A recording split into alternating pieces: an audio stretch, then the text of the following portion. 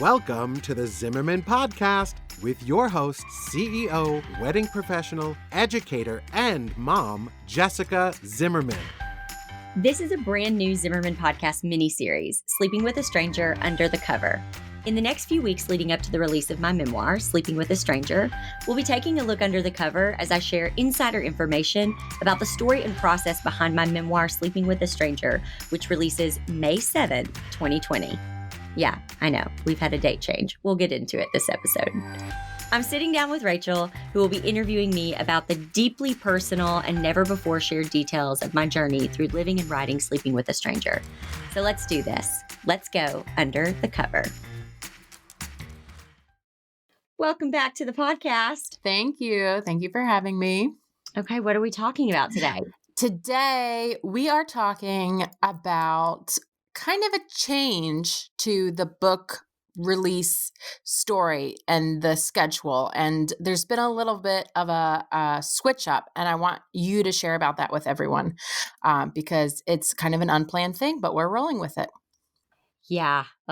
So I never wanted to record this episode. Yeah, I want to say that like a little bit before we recorded this, I was listening to one of the past episodes, which I don't always do because it's not super fun listening to yourself talk because you just get really self-critical. Mm-hmm. But I was listening to it and it was like, this is when you set a date, then you have to do it by that date. And it's really good accountability. And I was like, cringe, cringe, cringe. So here we are. Yes, exactly.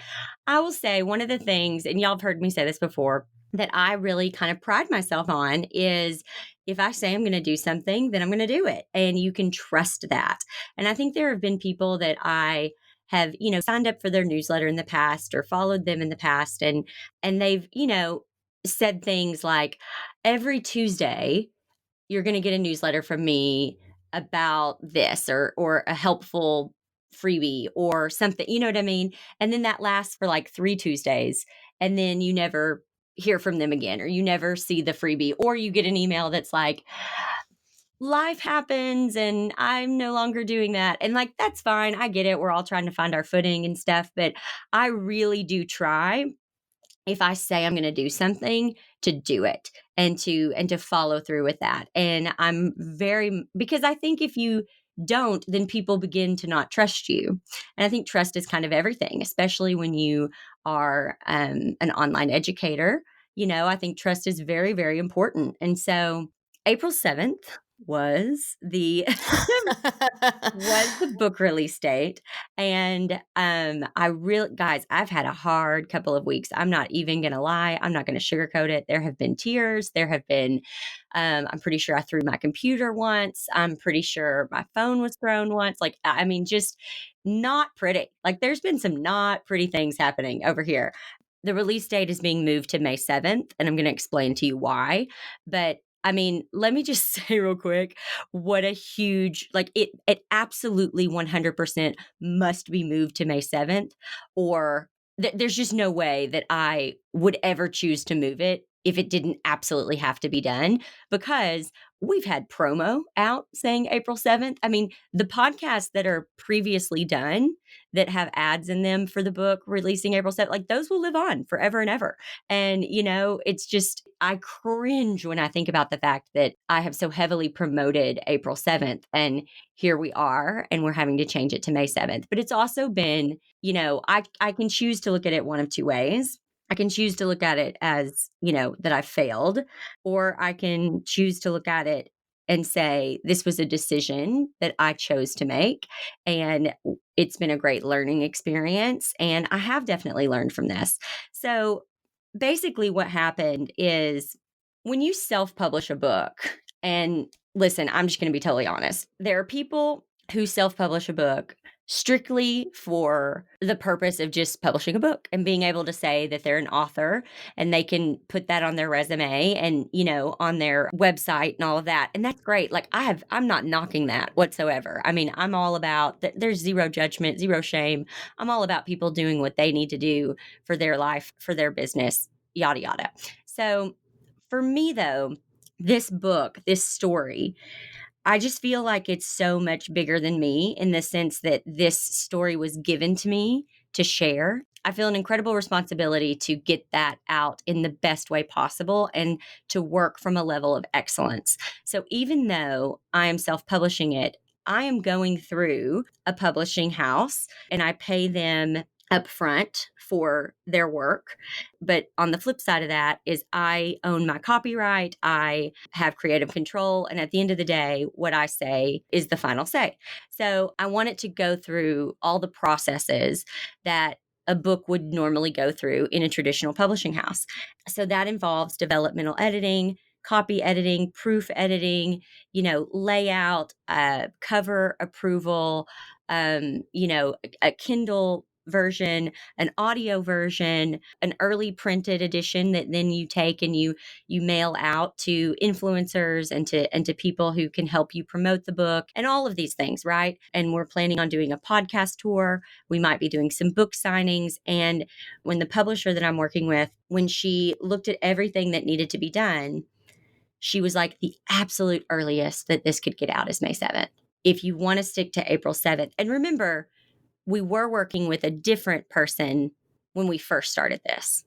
And I don't know if I really went into detail about that, but we were working. We did. I think on the last episode, we actually did kind of go into the transfer. Okay, good. So yeah, so I decided that just wasn't up to par. So we switched gears, and now working with these people, they're like, listen, in order to do April 7th, we're going to have to skip one or two of these steps.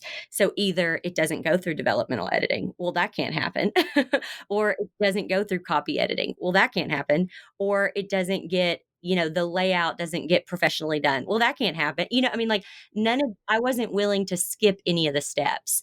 And so it really came down to, and I slept on it, and it really came down to, and I will say there really aren't many times that I have to sleep on a decision. Like I typically know exactly what my answer is. And I'm like, this is it. Let's just keep moving forward. I'm all about just keep moving forward. And I had to sleep on this a second because really, if I'm being really honest, I think what it came down to was my pride in that. Like I was like, I have said that this would be April 7th. And if I have to move it back a month, do I look like a failure? Do I look like someone that my audience no longer trusts? I was really concerned about those things. And then I thought, you know what?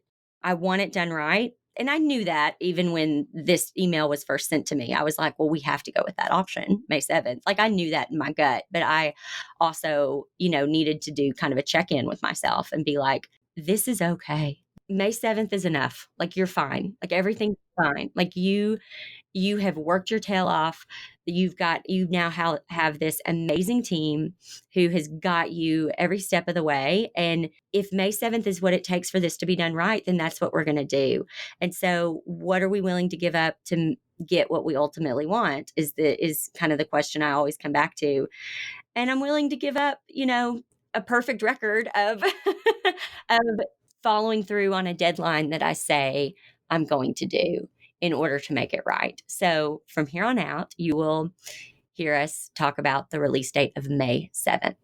Yeah. And I just want everyone to remember, first of all, I think you're way harder on yourself than anyone else is on you. I think we're all more understanding than you probably are for yourself. But I would just want us all to remember, this is your story. This isn't fiction. This isn't, a story about someone else's life. This is your story. And so the way that it's told, what is told, how excellently it's told really matters. Like this is your legacy. It's not your only legacy, but this is a huge part. Like your children can read this book one day. This is a huge part of your legacy. And you can't just kind of go about that willy-nilly. And if someone who's an expert says, this is our plan, it's a really good plan, we all understand the plan, and it's a plan to make the book excellent, to release it to the world excellently, and that's going to take an extra month, well, you say, okay, then it's going to take an extra month. Like these people are really good at their jobs. We've done everything we can do. And so it's just, there's no way about it. You and I were just talking about like a a wedding situation, which it now is reminding me of this. Like if you're a floral designer or a photographer or whatever, and you tell a bride like, look, 8 hours of coverage will cost you this much. And then a bride is like, well, I don't want to pay that much. Like you don't say, oh, okay, well then I won't charge that much. You say, well, that's what it costs. And for this, there was like very specific needs and a very specific time cost. And there was no way we could change how much time it was going to take to execute this well. Right. And like I said at the beginning, this book is not about just writing a book to say I'm an author and to get it out there and to be able to like claim that title. That's not what this is about. This book is about a story that I feel a responsibility to share. And so I care way more about the story than I care about having the title of author. I care way more about the story being shared properly than being on a bestsellers list or anything like that, And so this just is really about the story itself being told the best way it possibly can. And I think more so what I realized over the last week, what trumped this for me was, yes, I care about being trustworthy. Yes, I care about following through and doing what I say I'm going to do, but I also care about doing excellent work. At this time, like in this particular case, the excellent work is going to win. And we're talking about 30 days. We're not talking about 6 months.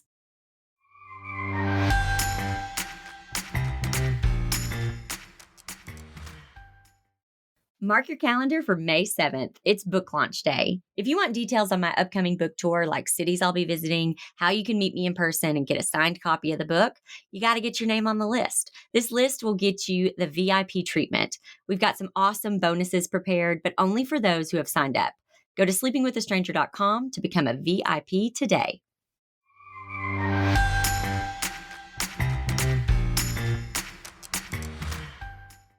So, after kind of going through this process, do you have any advice for someone who might be in a similar circumstance where what you really wanted and what you've really been working towards isn't going to look the way you thought it was going to look? Like how do you hold both things in both hands, like being committed and being a woman of your word, but also being flexible and knowing when it's time to adjust and just be honest and say like this is what needs to happen? How do you process that internally? Like do you have someone you talk to and you say, do you talk to Brian and you say like, honey, what do you think? How can you weigh in? Do you just need to shut everyone out? Kind of what does that process look like for you? I mean, if I'm being totally honest, I usually know really quickly what the right answer is. And it's usually honestly something to do with how is that going to make me look? And there are many, many times where I say all the time, like, I don't really care about being liked, but I care about being respected. And because I know I've lived long enough to know that I'm not going to please everyone, that not everyone is going to like me. So I don't have those kinds of needs or issues of wanting people to like me. Like that's not something that I worry about, but I do want people to respect me. And I definitely want my students to respect me. And I think I sometimes can lose respect again when I have followed someone and it's kind of constantly that kind of stuff happens, like, oh, I'm going to do this and then it doesn't really happen, or tomorrow I'm going to show you a video on this and then it's never talked about again. You know what I mean? Like those kinds of things. And I'm just like, oh my gosh, like my time is wasted. Like I don't even trust you anymore. And I just never ever want that to happen. And so for me, it came from that perspective of how is this going to make me look? And are people going to not trust me? Are they going to lose respect for me? And at the end of the day, I have to realize that I have to do what's best for the project. And if someone loses respect, like that's okay. That's okay. I'll probably win it back, or maybe they'll listen to this and they'll understand or whatever, or maybe they won't, and that's okay. But I'm never going to be able to control that. Like I'm never, ever, ever going to be able to control the thoughts or the feelings of other people ever. And what's interesting is I'm not real concerned about that in my personal life, because I feel like the people who I hold close in my personal life, they know who I am. They love me. for who I am with all of my many, many faults. And I have a really great support system. So I don't necessarily feel that in my personal life. I also have a great support system in my business life, but I also have a lot more people that I'm reaching in my business life than I do in my personal life. And I can't always get their feedback. I can't necessarily call, the people in Australia who sign up for my mastermind and wake up at 4 a.m. to take it with me. You know what I mean? Like I can't always do that. And so, but to answer your question, I'm rambling, but it's a different thing when it comes to there are no other options. And what I mean by that is like 3 years ago when I first wrote The Business Behind the Blooms and I said we were going to launch it on April 4th. And I said that and it was February and I hadn't even written anything. I had the full capability of getting that done. Like that relied solely on me and my employee, Kelly. We spent long hours. We stayed up late several nights. I mean, I think the last 2 weeks we were up until like midnight almost every night. And so it wasn't, oh, I can't do this. This is too hard. So I'm going to push the date back. It was like, no, I said I'm going to do this and I'm going to work my tail off to make it happen. And I was in control of making that happen. With the book, there was no physical way that all of the things could happen because the printer takes so many weeks and the different editors take so many weeks and to get the books mailed out to influencers takes so long. And this is an actual publishing company that knows what they're doing. And I got misinformation really from the first round. And so now that I'm working with people, like had I been working with these people from the beginning, we would have probably gone with a May 7th date all along. So anyway, I guess just to say like weighing out pros and cons, what is it that makes you not be able to make a clear decision? Like option A is obviously best for the book. Option B, the book's not going to be as good, but you get to stick to your date. Like why is one more important to you than the other? Like, what are your feelings? Because your feelings are not the truth. You know what I mean? Your feelings are valid and you're allowed to have them. I'm allowed to feel like people might lose trust in me for changing the date. And also, I also realize how dramatic this probably sounds to some people. They're probably like, oh my gosh, you changed the date, like big deal, whatever. But I think for me, I think that it's just something that I've really been proud of, that we've been able to just always follow through with our dates. And so for me, it was like, oh, I can't really say that anymore. Like, I'm not going to be able to say that anymore. And again, that's all my issues, not anyone else's. And so it's like, you got to make the best decision for everyone, not about you or your pride. And I think just because you're a public person, like you're a public figure, and that people who don't know you, quote unquote, in real life have access to you and can speak into your life, but that doesn't mean that their opinions have to matter. I was just reading Brene Brown, of course, and she was talking about writing the names of the people whose opinions matter to you on a 1x1 square of paper, which is pretty small. That's like a postage stamp. And I think it's easy to think, well, when you're a public figure, like you have to do what people want you to do. Like you've invited access into your life. And that's just not true. Like you still are only accountable to the 2 or 3 people whose opinions you're going to let speak into your life. And I think those people would probably say, Jess, this book is going to live forever. People are going to forget about the release date in 10 minutes. Like that's what's going to last. Yeah, totally. And then I think another thing that really got me too was the fact that, I'd said when I circled that date, April 7th, you'll remember a couple of episodes back, I talk about kind of, I had said, I wonder how old I'll be. Like, or I had said, how old will I be that year? When is the book release date? And how they were 1/1/1/1. And I thought, oh my gosh, that is the year that I started this business, was January 1st, 2011. Like this all makes sense. And so part of me was like, does that take away from this book being special? All those numbers, that was part of what made me feel so confident in moving forward. And I think I had to also just say to myself, I don't think that changes. Like, I think that was the original intention. And so that I can still believe that. But we do have an opportunity for you to read the book early, which I'm really, really excited to talk about next time. I can't wait. People are going to freak out. I love it. So yeah, all this talk about it's being pushed back, and now we're like, but you can read it early, and we'll tell you how you can do that. People are so mad at this episode. They're like, y'all are crazy freaks. Sorry. So sorry, but it's all right. good. Well, I'll see you next week. Okay, see you next week. Thanks for listening to this episode of the Zimmerman Podcast miniseries, Sleeping with a Stranger Under the Cover. Don't forget, you can get book updates and VIP treatment at sleepingwithastranger.com. The book will be available May 7th. I'll see you next time.